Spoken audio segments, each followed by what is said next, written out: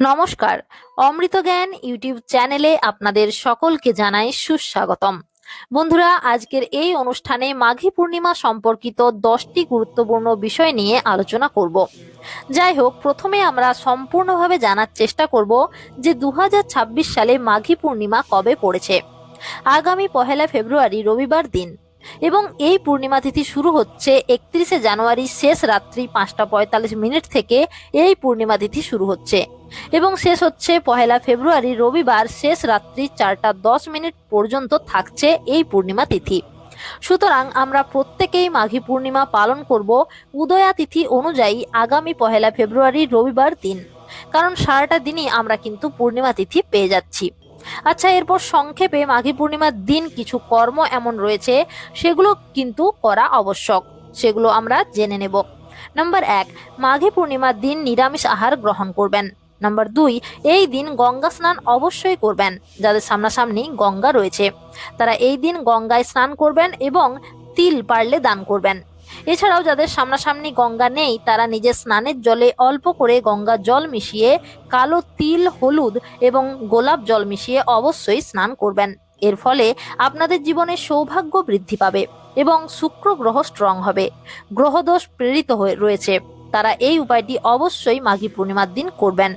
Number 3, আপনারা যারা লক্ষ্মী নারায়ণের পুজো করবেন নিজের গৃহে তারা অবশ্যই প্রসাদ বিতরণ করবেন সবার সাথে, তবে চালের যে নৈবেদ্য তৈরি করবেন সেটা কিন্তু কাউকে দেবেন না। নাম্বার 4, এই দিন গৃহে পশু পাখি এলে তাড়িয়ে দেবেন না, আঘাত করবেন না, বরং তাদের কিছু খাওয়াবেন। নাম্বার 5, মাঘী পূর্ণিমার দিন যদি কোনো হতদরিদ্র গরিব মানুষ বা কোনো বৈষ্ণব বা বৈষ্ণবী বা কোনো ব্রাহ্মণ বা ব্রাহ্মণী আপনার বাড়িতে আসেন, তাদেরকে খালি হাতে ঘুরিয়ে দেবেন না, সেবা যত্ন করার চেষ্টা করবেন। নিজের গৃহে কিছু খাওয়াতে পারেন, যেমন রুটি, বিস্কুট, পিঠা, খিচুড়ি, ভাত, মুড়ি এগুলো খাওয়াতে পারেন। এছাড়াও শীতের বস্ত্র বা জামা কাপড় বা জুতো, চপ্পল, ছাতা, টুপি, শাড়ি, সোয়েটার দান করতে পারেন। জল, মিষ্টি, ফল এগুলো দান করতে পারেন, কিন্তু অর্থ এবং চাল মাঘী পূর্ণিমার দিন কাউকে দান করবেন না। নাম্বার 6, মাঘী পূর্ণিমার দিন নেশাজাতীয় দ্রব্য গ্রহণ করবেন না এবং চুল, নখ এবং দাড়ি কাটবেন না।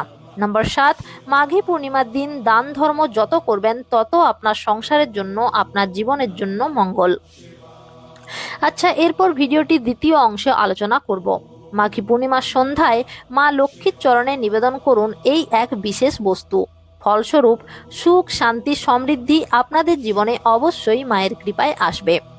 যাই হোক, একজন প্রশ্ন করেছেন যে মাঘী পূর্ণিমার দিন কোন জিনিসগুলো দান করা খুবই শুভ। সেক্ষেত্রে বলবো আপনাদেরকে, দেখুন শাস্ত্র মতে তিল, ঘি, গুড়, লবণ, কম্বল, বস্ত্র, 5 ধরনের শস্য এবং গরু ইত্যাদি দান করা এই দিনে শুভ বলে মনে করা হয়।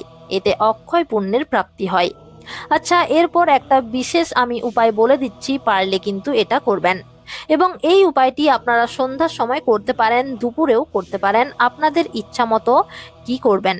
তাহলে প্রথমত স্নান করে শুদ্ধ বস্ত্র পরিধান করে একটা ঘিয়ের প্রদীপ প্রজ্বলিত করবেন এবং সেটি যে কোনো প্রবাহিত জলে ভাসিয়ে দেবেন।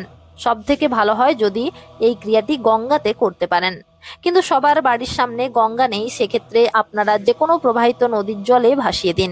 এর ফলেও শুক্র গ্রহ স্ট্রং হবে, যার ফলে অর্থনৈতিক জীবনে একটা ভালো প্রভাব পড়বে। যাই হোক, দ্বিতীয় উপায়টি জেনে নিন। মাঘী পূর্ণিমা চলাকালীন যখন ইচ্ছা আপনার তখন এই কাজটি করতে পারেন। একটি পাত্রে হলুদ, সিঁদুর ও ঘি একসঙ্গে মিশিয়ে সদর দরজার উপরে একটি স্বস্তিক চিহ্ন আঁকুন। আচ্ছা, তৃতীয় উপায়টি হলো মা লক্ষ্মীর একটি অতি প্রিয় জিনিস হলো লক্ষ্মী কড়ি। সেহেতু যাবতীয় আর্থিক কষ্টকে জীবন থেকে দূর করার জন্য এই উপায়টি কিন্তু আপনারা করতে পারেন। কি করবেন? আপনারা স্নান করে শুদ্ধ বস্ত্র পরিধান করে সন্ধ্যার সময় মা লক্ষ্মীর সামনে 11টি কড়ি রেখে দেবেন এবং প্রত্যেকটি কড়িতে আপনারা কিন্তু হলুদের তিলক লাগিয়ে দেবেন এবং লক্ষ্মীর পুজো অর্চনা করবেন, প্রভু নারায়ণের পুজো অর্চনা করবেন এবং অতি অবশ্যই 2টি কর্পূর, একটি সর্ষের তেলের প্রদীপ এবং সুগন্ধি ধূপ প্রজ্বলিত করবেন। যে কড়িগুলো আপনারা মাকে নিবেদন করেছিলেন সেই কড়িগুলোর একটি লাল কাপড়ে বেঁধে সিন্দুক বা ক্যাশ বাক্সে রেখে দিন। এর ফলে অবশ্যই জীবনে অর্থনৈতিক দিক থেকে বিশেষ করে সফলতা আসবে। এবং সংসার থেকে অপচয় কমবে। এছাড়াও অর্থ রোজগারের বিভিন্ন পথগুলো উন্মুক্ত হয়ে যাবে এবং জীবনে খুব ইজিলি আপনারা অগ্রগতি বা উন্নতি করতে সক্ষম হবেন। আচ্ছা, এরপর ভিডিওটির তৃতীয় অংশে আলোচনা করব মাঘী পূর্ণিমার দিন এই একটি ফুল এবং ফল বাড়িতে আনুন, ফলস্বরূপ আপনাদের ফিনান্সিয়াল যাবতীয় প্রবলেম দূরীভূত হবে এবং জীবনে সফলতা আসবে। দেখুন, আগামী 1 ফেব্রুয়ারি রবিবার মাঘী পূর্ণিমার দিন এই একটি ফুল এবং ফল বাড়িতে আনুন। অভাব অনটন পরিবার থেকে দূর হয়ে যাবে। একটি বিশেষ ফুল, সেটি কিন্তু মা লক্ষ্মীর অত্যন্ত পছন্দের ফুল, তা হলো পদ্ম ফুল। এই পদ্ম ফুল কিন্তু যদি পারেন মা লক্ষ্মীর চরণে খুব মনে ভক্তিভাব রেখে অর্পণ যদি করতে পারেন, তাহলে কিন্তু মা লক্ষ্মী এতে অত্যন্ত প্রসন্ন হন এবং সেই ভক্তের মনস্কামনা পূরণ করে থাকেন। তাই অবশ্যই যদি পারেন সুন্দর একটি পদ্ম ফুল মা লক্ষ্মীকে নিবেদন করবেন। এর পরের বিষয়টি হলো যে কোন ফল এই দিন বাড়িতে নিয়ে আসবেন। সেটা হলো ডুমুর ফল। দেখবেন এই ডুমুর বৃক্ষের পুজো করা হয়, কারণ ডুমুর বৃক্ষে স্বয়ং মহাদেব এবং মাতা পার্বতীর বাস। এবং এই ডুমুর ফল যদি আপনারা আপনাদের সামনাসামনি কোথাও পেয়ে যান, তাহলে 3টে ডুমুর ফল সঙ্গে করে নিয়ে চলে আসবেন আপনাদের গৃহে এবং আপনাদের ঘরে শিবলিঙ্গ যদি থাকে, সেখানে এই ডুমুর ফল 3টি শিবলিঙ্গের উপর রেখে দেবেন, বা যদি মা দুর্গার ছবি থাকে সেখানেও ডুমুর ফল রাখতে পারেন।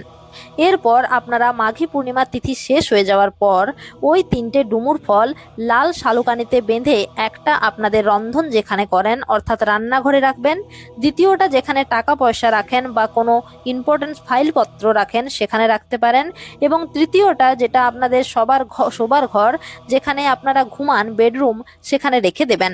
এর ফলে কি হয়, যাবতীয় অশুভ এনার্জিগুলো নষ্ট হয়ে যায় এবং পরিবারে বা গৃহে শুদ্ধতা বৃদ্ধি থাকে। আচ্ছা, এরপর ভিডিওটির চতুর্থ অংশে আলোচনা করব মাঘী পূর্ণিমার দিন একটি বিশেষ স্থানে রাখুন 1 টাকার কয়েন। দারিদ্রতা অভাব অনটন দূর হবে।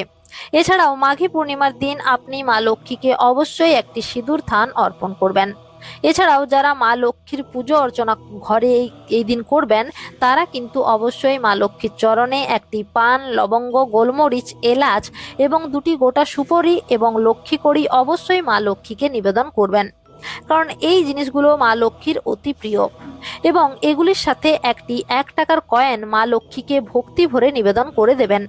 এরপর যে 1 টাকার কয়েনটি মা লক্ষ্মীর চরণে আপনারা রেখেছেন, সেটি কিন্তু মাঘী পূর্ণিমার তিথি সমাপ্ত হওয়ার পর ওই 1 টাকার কয়েন, পান, সুপারি, লবঙ্গ, লক্ষ্মী কড়ি এগুলো মা লক্ষ্মীর চরণ থেকে সংগ্রহ করে নেবেন এবং এগুলো একটি হলুদ কাপড়ে মুড়ে, যেখানে আপনারা টাকা পয়সা রাখেন বা গহনাগাটি রাখেন, ফাইলপত্র রাখেন বা ইম্পর্টেন্ট কোনো দলিল রয়েছে, সেই রূপ স্থানে রেখে দিন।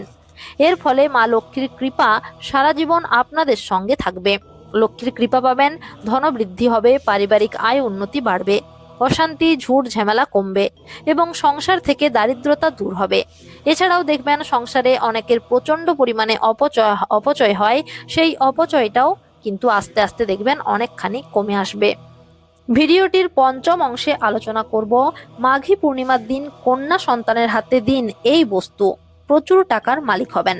দেখুন, আগামী 1 ফেব্রুয়ারি রবিবার আপনি আপনার বাড়ির যে কন্যা সন্তান রয়েছে তাকে আপনি ঠাকুর ঘরের আসনে বসিয়ে তার হাতে এই 3টে জিনিস তুলে দেবেন। এই 3টে জিনিসের মধ্যে প্রথম জিনিসটি হলো লক্ষ্মী কড়ি, একটি হলুদের গাঁট এবং একই সঙ্গে কিছুটা পরিমাণে আলো চাল বা আতপ চাল। তথা গৃহে লক্ষ্মী পুজো সম্পূর্ণ হওয়ার পর আপনারা যে 3টি বস্তু কন্যার হাতে তুলে দিয়েছিলেন, সেগুলি মা লক্ষ্মীর চরণে নিবেদন করে দেবেন। এরপর আপনি যে কন্যা সন্তানটিকে তার প্রিয় যে কোনো খাবার তৈরি করে অবশ্যই খাওয়াবেন। আচ্ছা, এরপর ভিডিওটির ষষ্ঠ অংশে আলোচনা করব মাঘী পূর্ণিমার দিন এই 2টি খাবার গোমাতা ও কুকুরকে খাওয়ালে সারা জীবন রাজার হালে থাকবেন। যাই হোক, আগামী 1 ফেব্রুয়ারি মাঘী পূর্ণিমার দিন গোমাতা ও কুকুরকে রুটি ও মিষ্টি খাওয়াতে পারেন, তাহলে আপনাদের জীবনে ভালো সময় আসতে আর বেশি দেরি লাগবে না, কারণ গোমাতার মধ্যে সমস্ত দেবদেবী বাস করেন। তথা কুকুরকে আপনারা যদি এই খাবারগুলি খাওয়াতে পারেন, তাহলে আপনাদের এই কর্মের জন্য বড় ঠাকুর আপনাদের ওপর অত্যন্ত প্রসন্ন হবে এবং আপনাদের জীবন থেকে সমস্ত দুঃখ কষ্ট সংকট এগুলো হরণ করে নেবেন। দেখুন, যারা অত্যন্ত ঋণের দ্বারা জর্জরিত, যাদের জীবনে এই ঋণের বোঝা রয়েছে, তারাও এই উপায়টি করে দেখুন। মনে বিশ্বাস রেখে আস্থার সঙ্গে আপনারা যদি এই উপায়টি করেন, তাহলে অবশ্যই জীবনে সফলতা কিন্তু পাবেন। এছাড়াও মাঘী পূর্ণিমার দিন যদি পারেন, আপনাদের পার্শ্ববর্তী এলাকায় যদি বড় ঠাকুরের কোনো মন্দিরের সামনে অশ্বত্থ গাছ থেকে থাকে, সেক্ষেত্রে এই অশ্বত্থ গাছের তলায় কিছুটা পরিমাণ সরিষার তেল এবং কিছুটা পরিমাণ কালো তিল ঢেলে দিয়ে আসবেন। তথা আপনাদের পক্ষে যদি সম্ভব হয়, তাহলে বড় ঠাকুরের যে কোনো মন্দিরে গিয়ে কালো বস্ত্র বা সরিষার তেল বা কালো তিল আপনারা দান করে আসতে পারেন। এর ফলেও কিন্তু অখণ্ড সৌভাগ্য লাভ হয়। এর ফলে দেখবেন আপনাদের জীবনে অর্থনৈতিক সমস্যা, পারিবারিক সমস্যা তথা সামাজিক সমস্যা থেকেও কিন্তু আপনারা অনেকাংশে বেরিয়ে আসতে পারবেন। যাই হোক বন্ধুরা, আজকের ভিডিওটি এখানে শেষ করলাম। যদি ভিডিওটি ভালো লেগে থাকে, তাহলে লাইক, কমেন্ট, শেয়ার করতে ভুলবেন না এবং অবশ্যই চ্যানেলটি সাবস্ক্রাইব করে বেল আইকনটি প্রেস করে রাখবেন। নমস্কার, ধন্যবাদ।